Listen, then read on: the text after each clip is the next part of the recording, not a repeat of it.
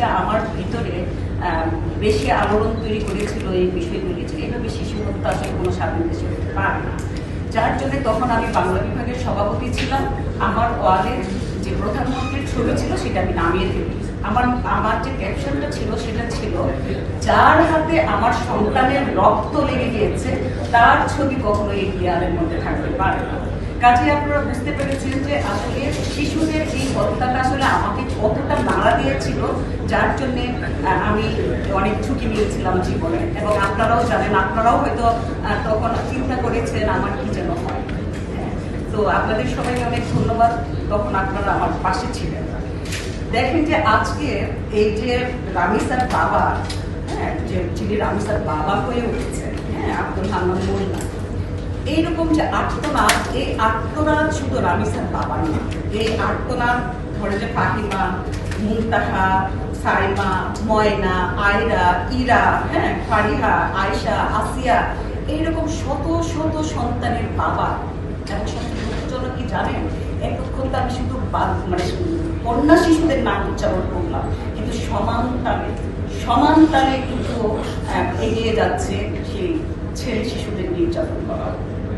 আপনি কি করবেন, কিভাবে এদেরকে রক্ষা করবেন? নৈতিক শিক্ষা দিলে? মোটেও না। আপনি দেখেন যে এই যে নৈতিক শিক্ষা কি, যারা এই যে বলাৎকার, আমি শব্দটা উচ্চারণ করলাম, যারা করছে তাদের কি নৈতিক শিক্ষা নেই? তাদের কি ধর্মীয় শিক্ষা নেই? তাহলে কেন এরকম আচরণটা করছে? ডক্টর সাকলাই একটু ভালো কথা বলেছেন, এরা আসলে অসুস্থ, এরা আসলে বিকারগ্রস্ত, এদের আসলে চিকিৎসা করা খুব জরুরি।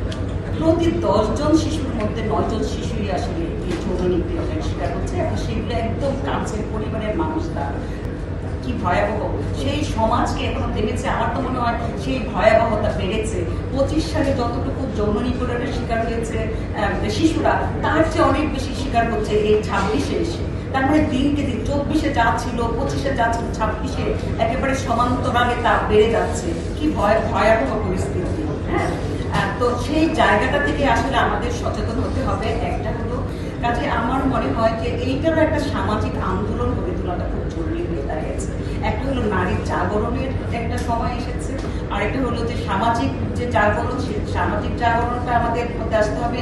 এবং যারা যে বাচ্চাদেরকে নৈতিক শিক্ষা শেখানোর জন্য যাদেরকে নানান মাদ্রাসায় বা নানান স্কুলে দেওয়া হচ্ছে, সেই ব্যাপারেও আমাদেরকে একটু সজাগ থাকতে হবে।